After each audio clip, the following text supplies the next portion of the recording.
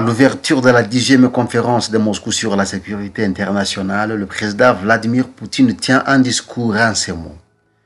Mesdames et messieurs, chers invités étrangers, aujourd'hui, une discussion aussi ouverte est particulièrement pertinente. La situation mondiale évolue de manière dynamique et les contours d'un ordre mondial multipolaire se dessinent. Un nombre croissant de pays et de peuples choisissent la voie d'un développement libre et souverain fondé sur leur identité, leurs traditions et leurs valeurs distinctes. Ce processus objectif est combattu par des élites mondialistes occidentales qui provoquent les chaos, attisent les conflits anciens et nouveaux et poursuivent la politique dite d'indignement qui revient en fait à la subversion de toute option alternative et souveraine de développement. Ainsi, ils font ce qu'ils peuvent pour conserver l'hégémonie et les pouvoirs qui leur échappent. Ils tentent de maintenir le pays et le peuple sous l'emprise de ce qui est essentiellement un ordre néocolonial. Leur hégémonie signifie stagnation pour le reste du monde et pour toute la civilisation.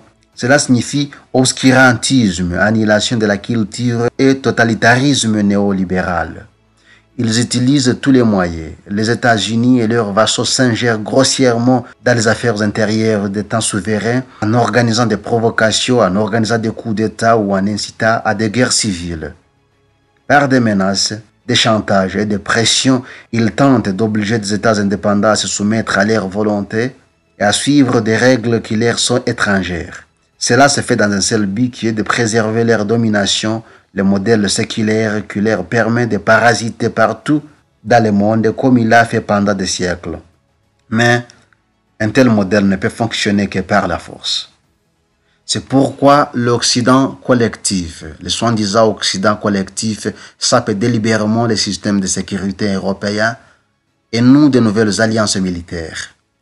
L'OTAN rampe vers l'Est et renforce des infrastructures militaires. Entre autres choses, il déploie des systèmes de défense antimissiles et renforce les capacités de frappe de ses forces offensives. Ceci est hypocritement attribué à la nécessité de renforcer la sécurité en Europe, mais c'est en fait tout le contraire qui se produit. De plus, les propositions sur les mesures de sécurité mutuelle que la Russie a présentées en décembre dernier ont une fois de plus été ignorées. Ils ont besoin de conflits pour conserver leur hégémonie. C'est pour cette raison qu'ils ont destiné le peuple ukrainien à servir de chair à canon. Ils ont mis en œuvre le projet anti-Russie et ont été complices de la diffusion de l'idéologie néo-nazie. Ils ont fermé les yeux lorsque les habitants de Donbass ont été tués par des milliers et ont continué à déverser des armes, compris des armes lourdes, à l'usage du régime de Kiev, ce qu'ils persistent à faire maintenant. Dans ces circonstances, nous avons pris la décision de mener une opération militaire spéciale en Ukraine, décision qui est pleinement conforme à la Charte des Nations Unies. Il a été clairement précisé que les objectifs de cette opération sont d'assurer la sécurité de la Russie et de ses citoyens et de protéger les habitants du Donbass contre les génocides. La situation en Ukraine montre que les États-Unis tentent d'étirer ce conflit. Il agit de la même manière ailleurs, fomentant des potentiels de conflits en Asie, en Afrique et en Amérique latine. Comme vous le savez, récemment les États-Unis ont de nouveau délibérément essayé d'attiser le flamme et de semer les troubles en Asie-Pacifique. Nous considérons cela comme une provocation minutieusement planifiée. Il est clair qu'en prenant des mesures sur les élites mondialistes occidentales tentent, entre autres, de détourner l'attention de leurs propres citoyens des problèmes socio-économiques urgents tels que la chute du niveau de vie, le chômage, la pauvreté et la désindustrialisation. Ils veulent rejeter la responsabilité de leurs propres échecs sur d'autres pays, à savoir la Russie et la Chine, qui défendent leur point de vue et conçoivent une politique de développement souveraine sans se soumettre aux diktats des élites supranationales. Nous voyons également que l'Occident s'efforce d'étendre son système fondé sur les blocs à la région d'Asie-Pacifique, comme il l'a fait avec l'OTAN en Europe.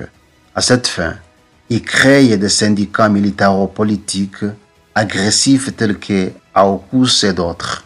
Il est évident qu'il n'est possible de réduire les tensions dans le monde, de surmonter les menaces et le risque militaro-politique, d'améliorer la confiance entre le pays et d'assurer leur développement durable que par un renforcement radical du système contemporain d'un monde multipolaire.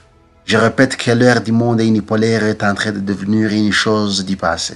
Peu importe la force avec laquelle le bénéficiaire du monde mondialiste actuel s'accroche à la situation, il est voué à l'échec.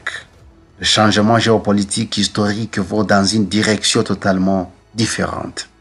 Et bien sûr, votre conférence est une autre preuve importante des processus objectifs formant un monde multipolaire réunissant des représentants de nombreux pays qui souhaitent discuter des questions de sécurité sur un pied d'égalité et mener un dialogue qui tient compte des intérêts de toutes les parties sans exception.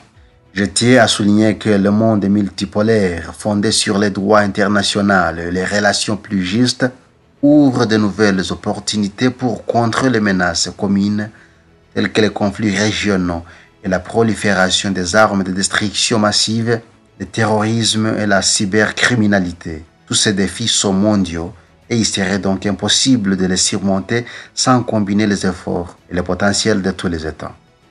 Comme auparavant, la Russie participera activement et résolument à ces efforts conjoints coordonnés avec nos alliés partenaires et associés afin d'améliorer le mécanisme existant de sécurité internationale.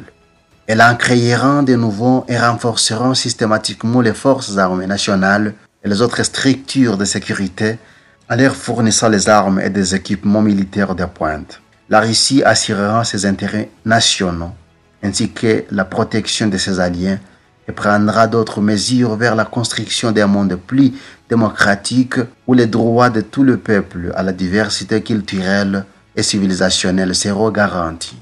Nous devons rétablir le respect du droit international, de ses normes et principes fondamentaux. Et bien sûr, il est important de promouvoir des agences universelles et communément reconnues comme l'ONU et d'autres plateformes de dialogues internationales.